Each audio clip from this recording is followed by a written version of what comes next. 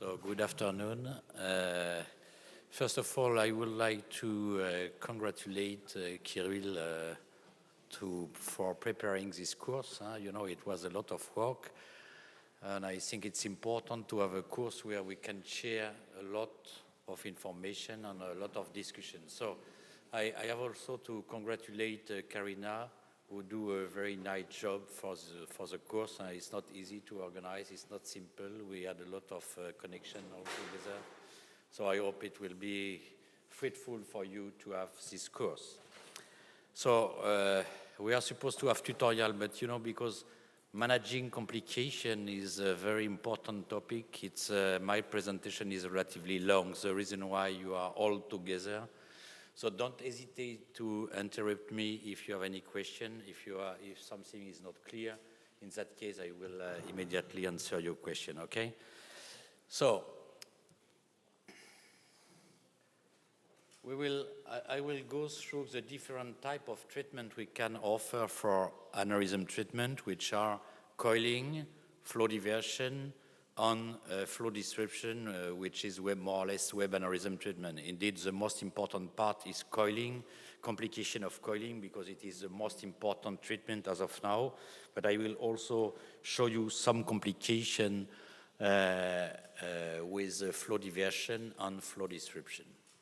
So just to show you the rate of complication we have with endovascular treatment of intracranial aneurysm with coiling. I show you here the number we have in some series that were conducted in Europe or France. You see, we may have some technical problems, which means that the coil will not detach, the coil will protrude in the parent artery, etc., etc. And you see that we have this kind of complication in 2.9%.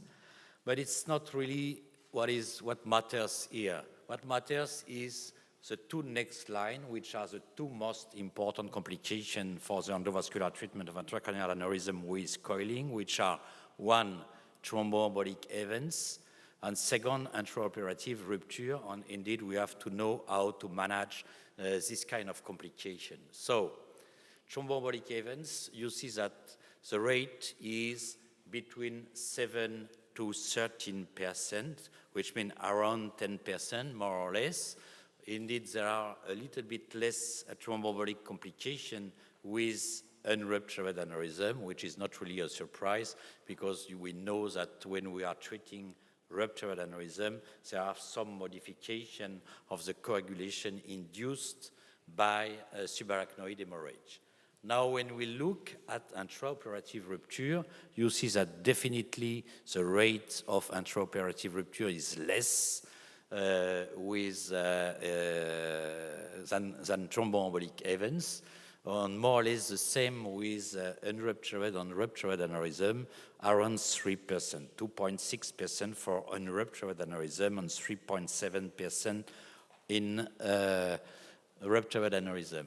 What we can have, on which is relatively specific to ruptured aneurysm, is early rebleeding. It means that we place some coils in the aneurysm sac, but despite the coiling of the aneurysm, we may have some rebleeding, but you see that it's a relatively rare complication by chance, and you see that this rate of complication is more or less 0.8%. Recently, we were conducting another study in France, which is ARETA study, and you see that we find exactly the same, more or less the same number. You see that the global rate of thromboembolic event is similar in this study in ruptured and unruptured aneurysm, 10.4% of aneurysm. What is important to consider is that you see the severity of this complication is a little bit different in unruptured and ruptured aneurysm. You see that clinical outcome after a thromboembolic complication in unruptured aneurysm was good, defined as modified Quantkin scale 0 to 2 in 91% of cases. And the good clinical outcome was only 66% after a thromboembolic complication in the group of ruptured aneurysm, which is not really a surprise because indeed, the clinical status at the beginning, before the treatment, is worse in ruptured aneurysm compared to unruptured aneurysm. What is also important to see is that the rate of death is relatively limited in thromboembolic complication. You see that 3% of thromboembolic complication in unruptured aneurysm are associated with death, when 5% of thromboembolic complication in ruptured aneurysm are associated with death. Now, when we look at the rate of intraoperative rupture, you see that the rate, as I showed previously, you see that the rate is relatively low. In unruptured aneurysm, the rate of intraoperative rupture is 1.8%, and in ruptured aneurysm, the rate of intraoperative rupture during the treatment, is 3.7%. And again, you see that the clinical outcome is not so bad. You see that 83% of patients in the group of unruptured aneurysm are MRS02, which means good clinical outcome. And indeed, the clinical outcome of intraoperative rupture in ruptured aneurysm still is worse, with a good clinical outcome only in 64% of cases. You see that, on the contrary to thromboembolic events where the rate of death is relatively limited, you see that intraoperative rupture is associated with death in roughly 15% of cases. So, another important point to consider is that the risk of complication is related to aneurysm size. It was analyzed in Athena's study. It was published in Stroke in 2008. What you see is that the rate of thromboembolic complication is higher in larger aneurysm. You see that the rate for aneurysm 7 to 15 is 9.9% compared to 4.6% in aneurysm less than 7 millimeter. Now, when we look at the rate of rupture, it is the contrary. The rate of intraoperative rupture occurring during coiling, is 3.7% for aneurysm less than 7 millimeter, and is only 0.7% in aneurysm 7 to 15 millimeter. Why it's like this? Because when you treat a small aneurysm, you have relatively limited space in the aneurysm sac to manipulate the microcatheter, the guide wire, the coil. So the reason why the risk is higher in small aneurysm. On device problems, there is no difference according to the size of the aneurysm.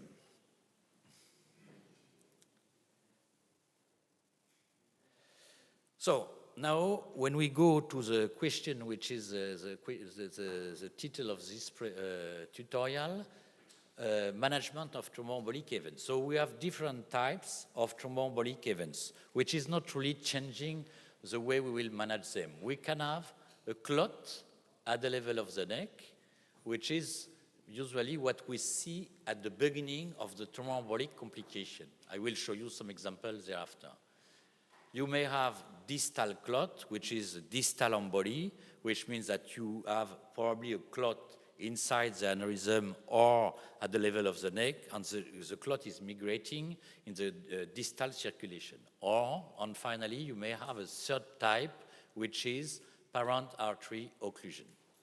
So management has to take into account indeed the type of endovascular treatment, coil, stent, flow diverter, and intrasaccular devices. I will come back to this last two thereafter, and also to the vascular anatomy, the aneurysm status, the collateral circulation, and the eloquence of the territory. If you have a small distal clot in a non-eloquent territory, probably is not necessary to do something. If you have a distal clot in the Rolandic area, indeed, you have to treat the clot. Also, the collateral circulation is important to take into account. If you have no collateral circulation, indeed, you have to treat the clot. If you have a collateral circulation which is efficacious, in that case, probably it's not completely necessary to treat the clot. So, what can we do if we have a thromboembolic event? We have several tools that we can use. We can give IV antiplatelet drugs. It means we can use aspirin IV. I don't know if you have aspirin IV in Russia, because I know that in some country it's not existing, but in Europe we have IV aspirin. We can give IV aspirin, singularly if the patient is not under aspirin. We can also use, we can also increase the blood pressure. It's always useful when you have a thromboembolic complication to improve circulation in the brain. Increasing the blood pressure is something we can always do. We can use IA administration of fibrinolytics like ARTPA, or we can also use antiplatelet medication which are GP2B3A inhibitors. We have several: abciximab, tirofiban, eptifibatide. You can use whatever you want. We currently use tirofiban because tirofiban has a relatively short half-life, which is, in my mind, relatively interesting. Another tool we can use in some thromboembolic complication is ballooning. It means that we will inflate the balloon at the level of the clot in order to destroy the clot and to reopen the vessel, or to have the clot cured by this technique. We can use a stent retriever, but using a stent retriever can be a problem, singularly if you have already some coils in the aneurysm sac. The risk is to catch the coils in the aneurysm sac and to pull back the coils outside the aneurysm. So the use of stent retriever is feasible, but you have to be careful, singularly if you manage a clot in front of the aneurysm neck. And finally, sometimes what you will have to do, if you are not able to reopen the vessel, is to place definitely a stent to reopen the vessel.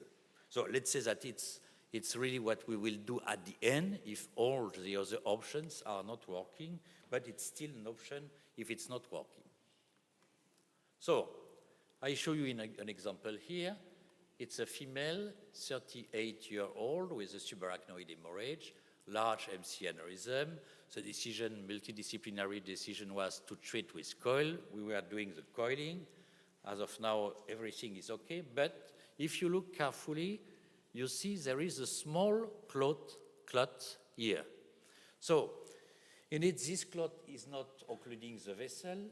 So as of now, it's not too much a problem. But if we do nothing, the risk is to have an extension of the clot and an occlusion of the branch. So we can use, and you see we were waiting a little bit, and now the clot is bigger, by the way. So definitely we have to do something.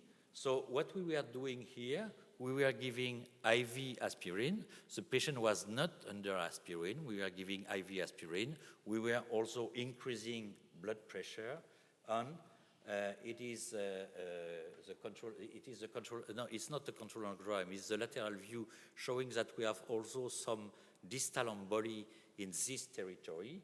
So we were treating with IV aspirin, and finally the result, was okay. Here another example: basilar tip aneurysm at the origin of the superior cerebral artery. We were again deciding to put some coils in the aneurysm. We placed some coils in the aneurysm, that's okay, but you see again that we have a small clot here. So again, the risk is double here. Indeed, the clot by itself is not really a problem, but the problem is if we wait, probably the clot will increase in size and potentially occlude the vessel, and the second risk is that we may have distal emboli in the territory of the superior cerebral artery. So what we are doing here, we are giving IA tirofiban, which is agrastat. In fact, I am not sure that it's different to give GP2B3A IV or IA. but the fact is that usually we have a microcatheter in place. So why not to use it? So we usually give GP2B3A IA, so we have a direct action at the level of the clot, and you see that after the treatment, we have the clot is cured. But when we look at the MRI, we always do MRI 24 hours after the treatment with diffusion imaging, and you see that in diffusion imaging, you still have some spot in the cerebral, okay, but without any clinical symptom indeed. So here another example, it's a female, 46 years old, with a very severe clinical status. You know the Glasgow Coma Scale is 6, and she had this small MCA aneurysm. So what we were doing, we were treating with the remodeling technique. You have here the balloon of remodeling. I remind you that the remodeling technique, you inflate the balloon in front of the neck to place the coils. And we were using here the transform, but whatever. And what we had after the treatment, we lose a branch here. It's difficult to say, but you see here, you see that there is no circulation here. There is no parenchymography here. So we have a small clot here. If we compare with the initial DSA, you see that I don't see too much, but there is a branch somewhere here, which is now missing. So what we are doing here, we were giving IA RTPA, 10 milligram, which is theoretically the maximum we can give intraarterially.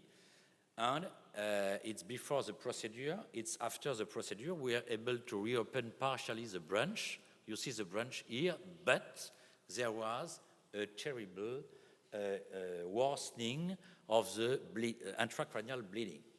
So the question is, what is better to use when you have a thromboembolic complication and you want to use a chemical agent to reopen the vessel? In that case, it's better to use antiplatelet therapy than to use fibrinolytic therapy. It was demonstrated, there was this analysis published in AGNR in 2015 comparing the results of the treatment of thromboembolic complication with IA fibrinolytics or GP2B3A inhibitors. And you see that the results are completely clear. The rate of death, okay, it's not significant, but still you see that the rate of death when you treat a thromboembolic complication with antiplatelet medication, GP2B3A, you see that you have 1.5% of death compared to 4.2% with fibrinolytics. Now, when we look at neurological complications, same. You have 6.4 in the group treated with GP2B3A on 12.5 in the group of fibrinolytics. Finally, when you look at the risk of hemorrhage, the risk of hemorrhage is 4 times higher with fibrinolytics. So definitely it is for unruptured aneurysm, and you see that we have more or less the same number here, except for the number of neurological complication in the ruptured group, but you see again that the rate of death is quite higher in the group of patients treated with fibrinolytics. So definitely, when you have a thromboembolic complication, you want to use a chemical drug, you have to use GP2B3A and avoid to use fibrinolytics. Here another example, female, 67-year-old with a ruptured ACOM aneurysm. You see the aneurysm indeed. So, and you see that it's a bilobulated aneurysm. So we decided to do the treatment with coils, which is very standard treatment, and you see placement of the coil in the aneurysm. And unfortunately, after placement of the coil, it's not coming from the aneurysm sac because we have 2 clots. One in the M1 segment is probably coming from the guiding catheter, and we have also an occlusion of the A2 segment on the left side. So in that case, and you see it's a frontal and lateral view, you see that the circulation is relatively poor. But in that case, what we are doing, you see, we were just using IV aspirin. We were increasing blood pressure, and it is the results after this simple treatment. And you see that we have reopened both the M2 segments, the MCA territory, and A1, A2 territory on the left side. So it can be very efficacious. So you have not to start at the beginning with the most active treatment. Think to increase the blood pressure. Think to use IV aspirin if the patient don't have IV aspirin. Use GP2B3A in case it's not working. And you see that diffusion imaging 24 hours still was showing some abnormality, but I think that in the long-term follow-up there was in fact no ischemic lesion. It was just a modification in this area. Another example here, subarachnoid hemorrhage, ECOM aneurysm, treatment with coils. You know, probably the place here, there was probably a mistake, which was the first coil was not properly placed in the aneurysm because it is a little bit protruding at the A1, A2 junction. So probably this position has not to be accepted, but was still accepted. And when you look at this, what you see is we were continuing. We have now a slow flow in the A2 segment, and thereafter, what we decided to do, because we had a slow flow in this branch, we are deciding to inflate a balloon, you know, to try to push the coils inside the aneurysm and to reopen and to improve the flow in the A2 segment on the right side. So it was done, and you see it's the final result. But what you see now is that we have a clot here in the ECOM artery, and we have also distal emboli in this territory, so it's still not perfect. So what we were doing in that case, we were continuing the treatment by giving IA tirofiban, and giving IA tirofiban, we reopen. You see that now A1, A2 junction on the right side is completely open, and we don't have any clot here. And if we control the distal circulation, we see that the distal circulation is okay. It's a final control. You see that the final control in this area. Here we have some distal emboli, and you see that now it's completely reopened. And its MRI 24 hours later, its flare is not diffusion, but we have absolutely no abnormality on flare imaging. Here another example. This patient was treated for a ruptured MCA by clipping. He has these two small aneurysms, but because he has already one aneurysm which bled, we decided to treat this aneurysm with coils. And we were doing during the coiling, we had again this kind of thromboembolic complication with some clot in the M2 territory and the slow flow in the M2 territory. So what we were doing here, because it was not dangerous, we were not in front of the aneurysm neck, what we were doing, we were using a stent retriever to catch the clot in the M2 segment and to reopen completely the vessel at this level. And it's a final control angiogram showing that the vessel is completely open with two aneurysms cured by a simple coiling. Now when we move to intraoperative rupture, we have seen that it's less frequent, but we have seen that it can be more severe than thromboembolic complications. So it's something we have to be prepared to manage, because it can occur even if you don't do any mistake. You have to accept that it's not only a mistake that can lead to intraoperative rupture.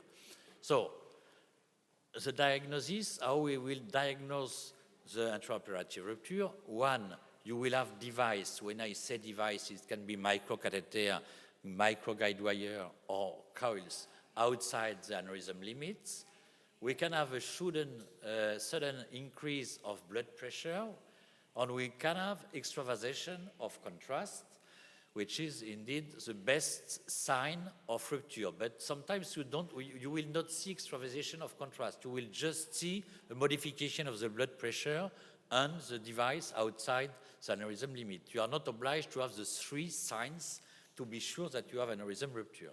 Only 1 sign is sufficient. If you have a sudden increase of blood pressure, you have to carefully check that the device are not outside the limits of the aneurysm and that there is no extravasation of contrast. So, in fact, you can have 2 mechanisms. You can have aneurysm perforation with the guide wires, the microcatheter, the coil, and you can have also artery perforation or dissection, singularly dissection when you use the balloon remodeling technique. In that case, when you inflate the balloon, you can, if you inflate too much the balloon, you can create a dissection of the vessel and you can induce a bleeding. I will show you an example thereafter. So here I show you an example. We are treating this aneurysm with coils. You see that here, probably, you see that the aneurysm is very small. When you see the coils now, you see that the coils are clearly outside the limit of the aneurysm. And what you see when you do a run, an injection, you see that you have extravasation of contrast in the subarachnoid space. So how to manage intraoperative rupture? First of all, stop heparin. You know that most of the procedure of aneurysm treatment are done under heparin treatment with relatively high dose. So the first thing to do is to stop heparin. If you have a balloon in place, a remodeling balloon in place, you have to inflate the balloon immediately in front of the neck, or if it's not in front of the neck, as close as possible of the neck, in order to stop the bleeding. There is a question, which is, should we reverse heparin? If you reverse heparin, you will use protamine, and you will give half the dose of heparin received in the last 2 hours. So you can do that. Personally, I am sometimes reluctant to do to reverse heparin, because if you reverse heparin, you can induce thromboembolic complication. I have seen that already. So let's say that if I can manage with the balloon and just by stopping heparin, I will not necessarily reverse heparin, but let's say that if we are not able to control the bleeding, indeed we have to reverse heparin. And indeed, what can be useful, depending on the side of bleeding, is ventricular shunting, because you will have a large amount of blood in the subarachnoid space and in the ventricles, and indeed you will have an increase of the intracranial pressure, and having a ventricular shunting will help to save the situation. The next step is to identify where is the bleeding coming from the aneurysm, from the vessel. So if it's coming from the aneurysm, what you will do, how you will manage the bleeding under the control of the balloon. You will place coils inside the aneurysm, and if you have a perforation with the microcatheter, sometimes you place the microcatheter and you will perforate the aneurysm with the microcatheter, which means that the microcatheter is in the subarachnoid space. In that case, the mistake you have not to do is to remove the microcatheter. When you are like this, you have to do a control run to see if you have contrast extravasation, and you have to start pushing some coils in the subarachnoid space through the hole in the aneurysm wall and inside the aneurysm sac. If you remove the microcatheter, suddenly you will make the hole completely free and you will have a large bleeding. So if you perforate with the microcatheter, don't remove the microcatheter, put some coils in the subarachnoid space, it's not dangerous, and continue. You progressively place coils in the subarachnoid space, place coils in the hole of the aneurysm wall, and place coils in the aneurysm sac. Now, if it's a bleeding from the parent artery, it's more difficult to manage. We have to accept that.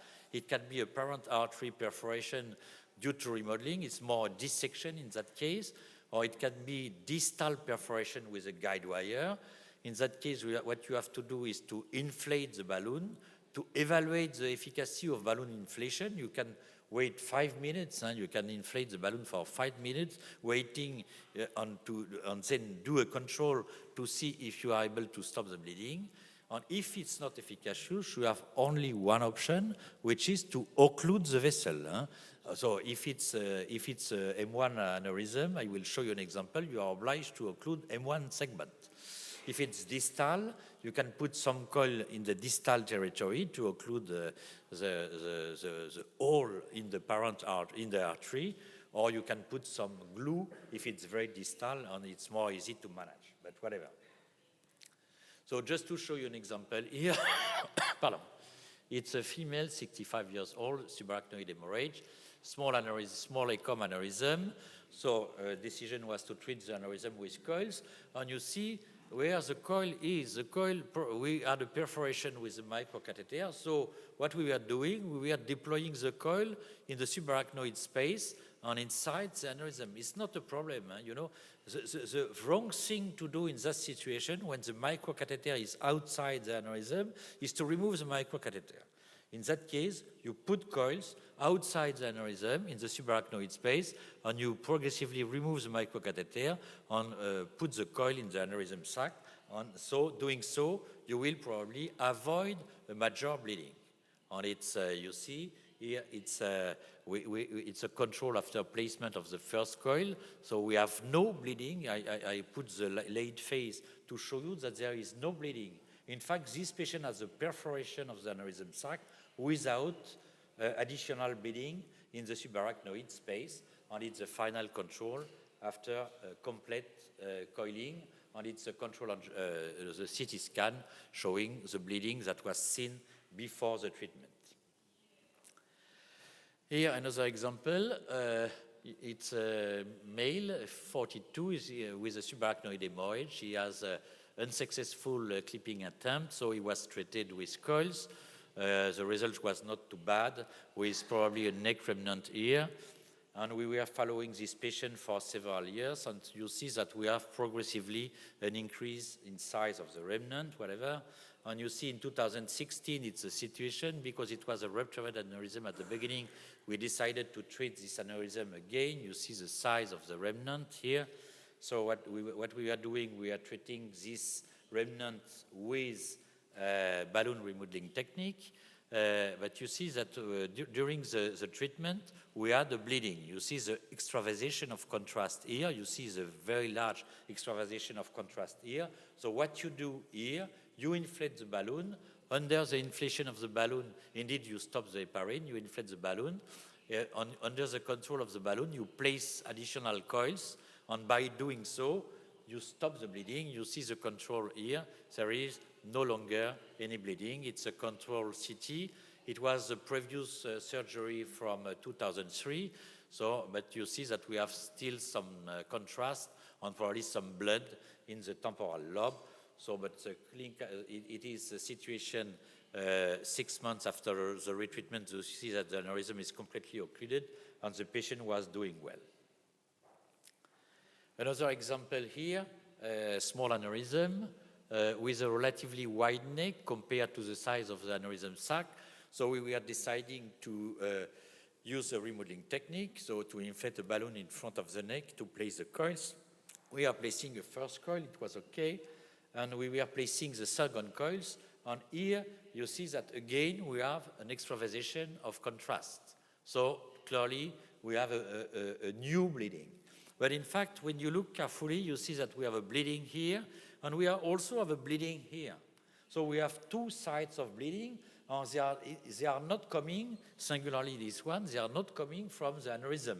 So it's clearly a dissection or a rupture, but it's more or less the same, a dissection of the parent artery with the balloon remodeling, with a remodeling balloon, sorry. So in that case, what you do, you will continue to inflate the balloon, not too much, in order to stop the bleeding, okay? So it's a final angiogram. You see that now we put an additional coil in the aneurysm sac. It's okay. And you see that we see here that we have now a dissecting aneurysm, which is effectively confirming that we were in front of a dissection related to the remodeling technique. So be careful when you use the remodeling technique. Remodeling technique is a very good technique, but be careful not to overinflate too much the balloon, because if you overinflate too much the balloon, the risk is to have dissection or rupture of the parent artery. And it's a CT scan thereafter. So don't be afraid when you see the CT scan immediately. You have to do it indeed to know what is the situation. But what you have mostly is contrast, is not exclusively blood. If you do a control CT the day after, you will see that most of the contrast is gone. And finally, there is some blood indeed, but not so many as we can have the impression at the beginning. But it's still important to have a CT scan after a rupture to know if there is an enlargement of the ventricle, hydrocephalus, and also to know if there is some bleeding inside the parenchyma, because if there is a bleeding inside the parenchyma, there may be a risk, and maybe there is a need for an additional surgery. So here to show you another example. Here it's a very interesting example. You know, this patient had very bad arteries, very tortuous and very irregular arteries with two relatively large unruptured aneurysm on the distal part of the vertebral artery. So we were deciding to treat this patient with coils. Everything was okay during the procedure, to be honest, but wake-up was not so good. So we were doing a CT scan, and you see that the CT scan shows you that there was a small bleeding in the fourth ventricle and third ventricle, which was responsible of an enlargement of the ventricle and of the clinical status, and it was treated in that case simply by ventricular shunting. Now, complication of flow diverter, indeed it will go a little bit faster. So indeed you can have, like with coiling, thromboembolic events, intraoperative rupture, and you can have other problems. You can have incomplete deployment of the flow diverter that you have to manage. Otherwise, you will have an occlusion of the parent artery. You may have delayed aneurysm rupture. You may have delayed remote hematoma, which means that you have a bleeding, but which is not related to the aneurysm, which is distal, and which is not related to the aneurysm. We don't know exactly the mechanism. May be related to dual antiplatelet therapy that is used with flow diverter. We don't clearly know, but we have to identify this complication and we have to treat them. And we may have also delayed occlusion of the flow diverter, and in that case, it's not also always easy to manage this kind of complication. So what we can have indeed is acute occlusion of the flow diverter. Here you see it's a relatively large ACOM aneurysm on the left side, A1, A2 junction. So we were deciding to treat this aneurysm by placing coils in the aneurysm on the flow diverter in the A1, A2 junction. It's exactly what we have done. You see we are placing the flow diverter here. You see the flow diverter here. So we were relatively happy with this result. You see the control angiogram at the end of the procedure. This control angiogram showing the global circulation of the brain, and it was okay. Wake-up was okay, but 2 hours later, the patient had right hemiplegia and aphasia. We were immediately going to MRI to see that there was a small ischemic lesion in the frontal territory, and to see also on MRI that there was an occlusion of the A2 segment. So what you do when you have this kind of complication, which means that you have an occlusion of the flow diverters, you have to reopen the flow diverter. So what we were doing in that case, first we try to aspirate the clot. It was a 3 max catheter. Okay, we were not, you know, we are always afraid to aspirate inside the flow diverter because we don't want to aspirate the flow diverter itself. So we are doing that, but it was not working. So what we decided to do is to place the patient under agrastat, tirofiban, GP2B3A, and because it was not working well, we were deciding to inflate a balloon inside the flow diverter. So you see the balloon here. You see inflation of the balloon was reopening the vessel, and it's the final control angiogram showing that everything is okay. So you see that when we have an acute occlusion of the flow diverter, we have several options to treat this complication. It is MRI 24 hours after the treatment, small ischemic lesion, and you see that at 1 month, the patient was well with a modified Rankin scale of 0, and you see it's a control angiogram. You see that at 6 months, A1, A2 junction on the left side is open, and the aneurysm is cured. Here another example, it's a male, 31 years old, headache.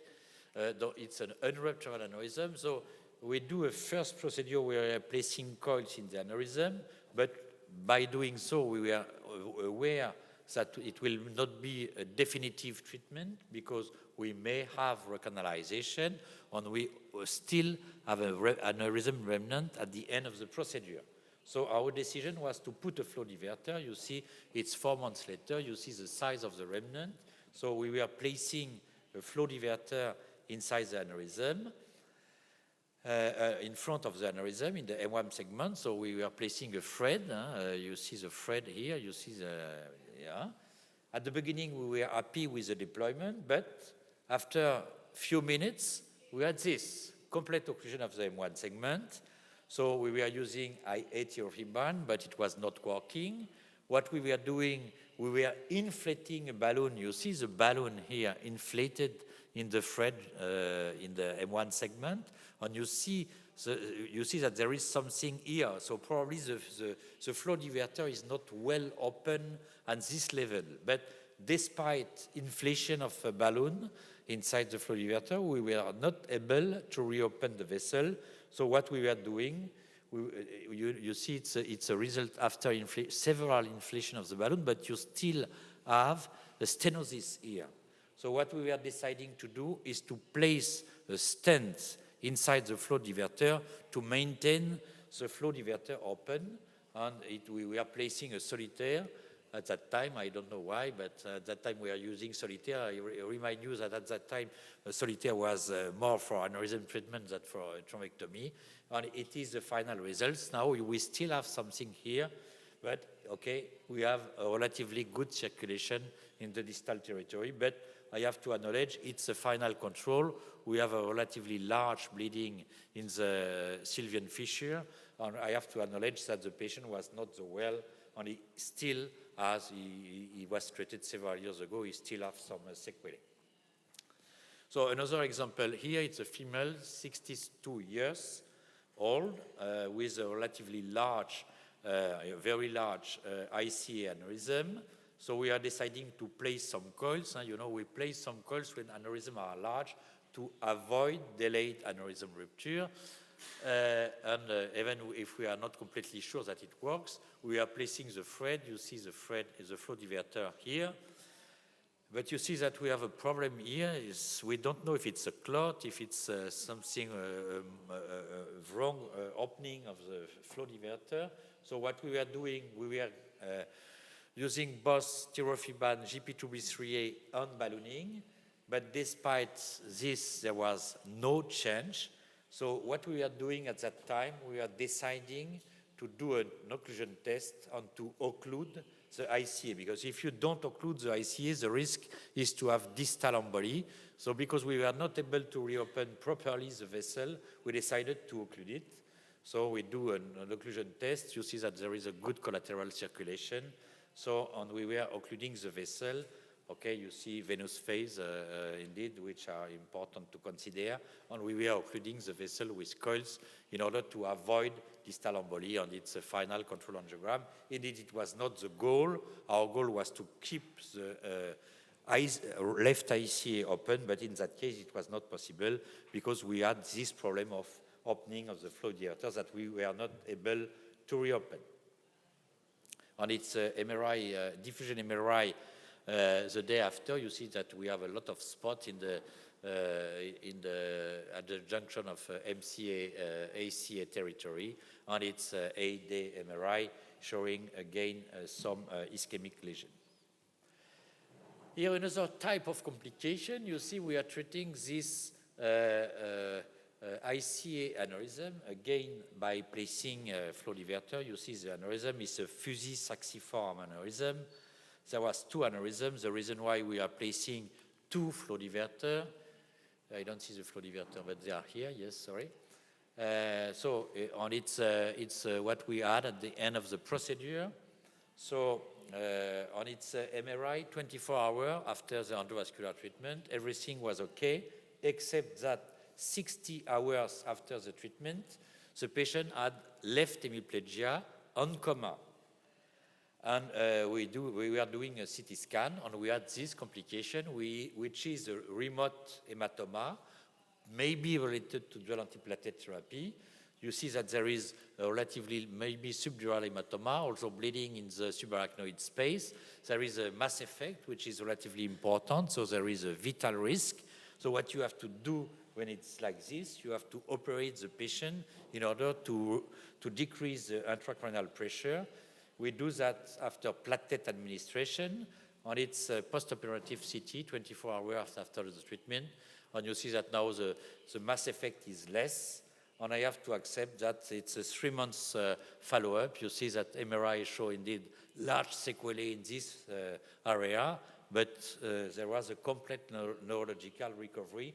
So when you have this kind of remote hematoma, don't hesitate to operate the patient to remove the hematoma. Here another example, again, large IC aneurysm. We were placing a flow diverter. You see, it's probably a pipeline, I don't know.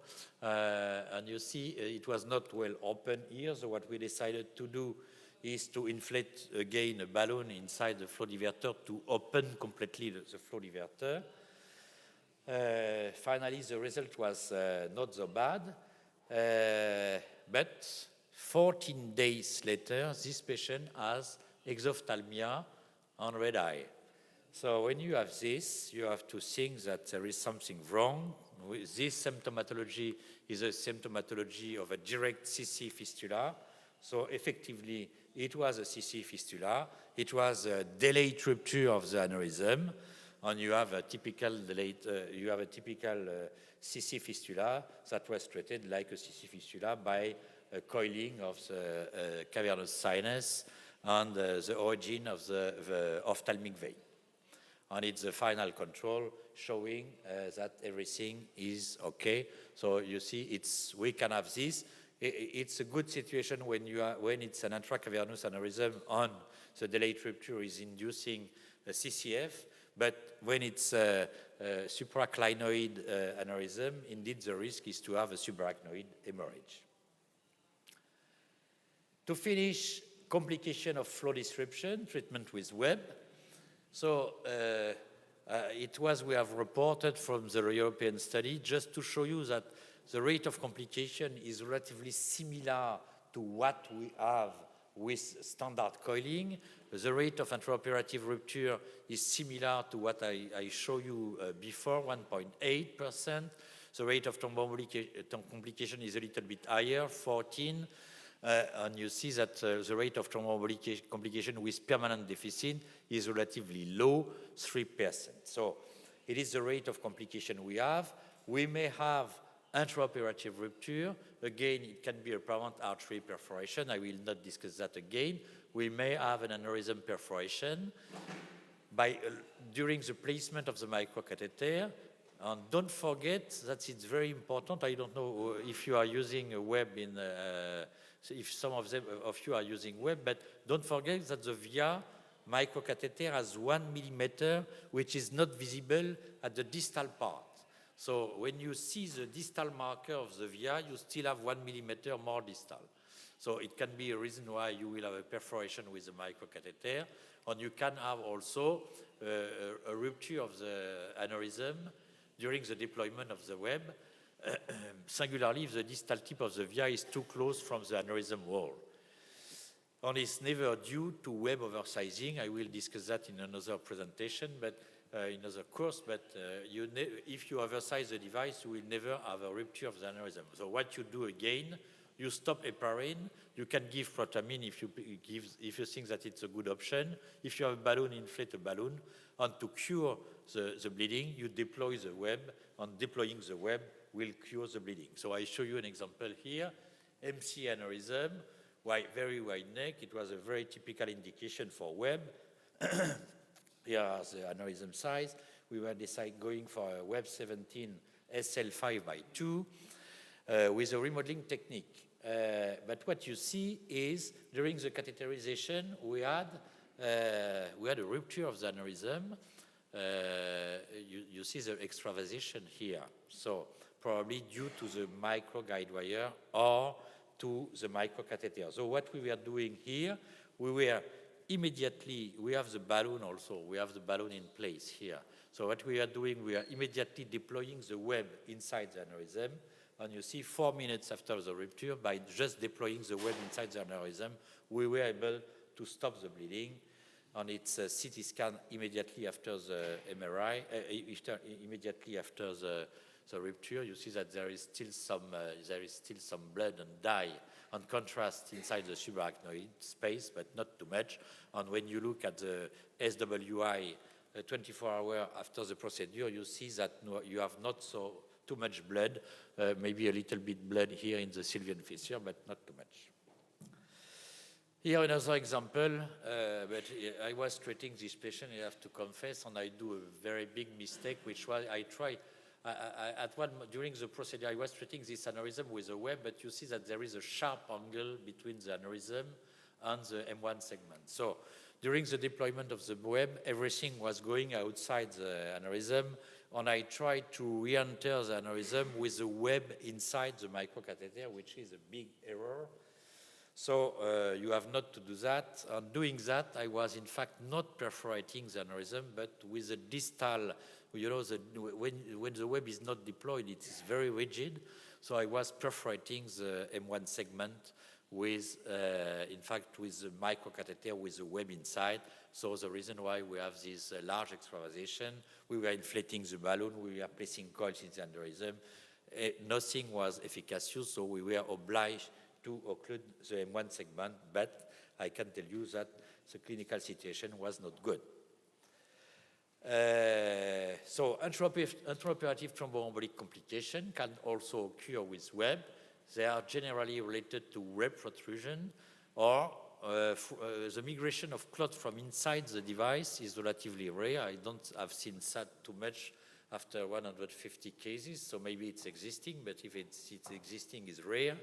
So what we do in case of protrusion of the device, we will eventually balloon to try to change the position of the device, even if it's not always efficacious, or we can place a stent in the branch where there is a protrusion. In case there is a thrombus formation, we can give some chemical treatment by using GP2B3.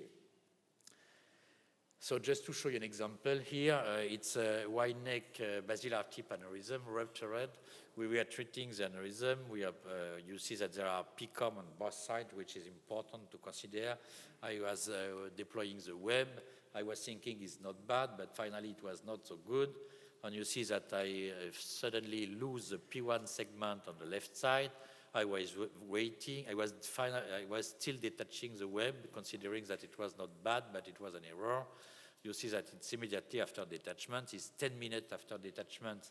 Now, you know, circulation in both P1 are compromised.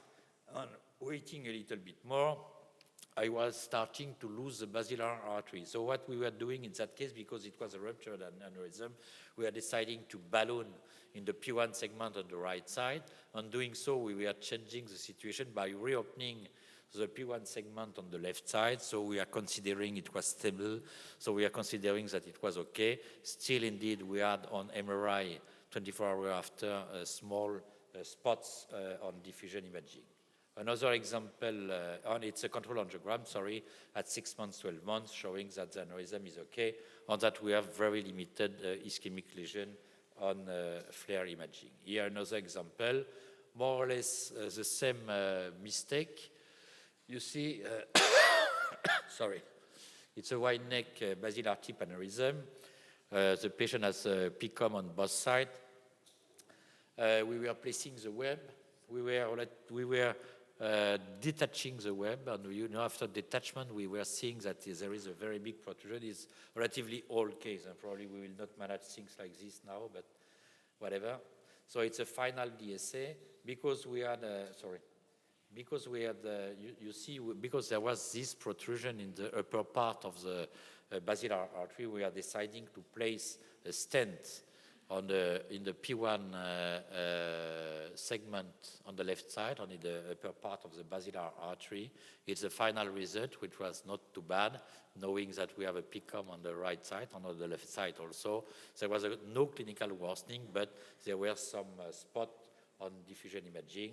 It is DSA at 6 months. We have the P1 segment on the right side is definitely occluded, and we have a good circulation in the P1 segment on the left side. Another example, web, again, wide neck MC aneurysm treated with web, placement of the web, but we were not completely happy because we had the impression, we were not able to completely analyze what was happening here. Is there a superimposition? Is there a protrusion? So what we are deciding to do is to place a stent in this branch in order to keep this branch open. You see the stent deployed here. You see the control angiogram at the end of the procedure. So in that case, we have no clinical complication just because we are managing in advance the phenomenon. So you see that we have a lot of tools to manage complication. We have to use these tools, but we have not to use from the beginning all the tools we have. We have to use them progressively. Thromboembolic complication, increased blood pressure, IV aspirin if you don't have, IA anti-GP2B3A if needed, maybe stent retriever, maybe definite stent permanently if needed. For intraoperative rupture, it's important to have a balloon. For this reason, we very often use balloon remodeling technique in my department.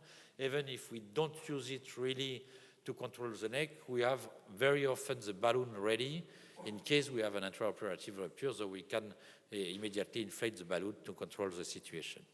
So thank you for your attention. If you have any question, I am ready to answer.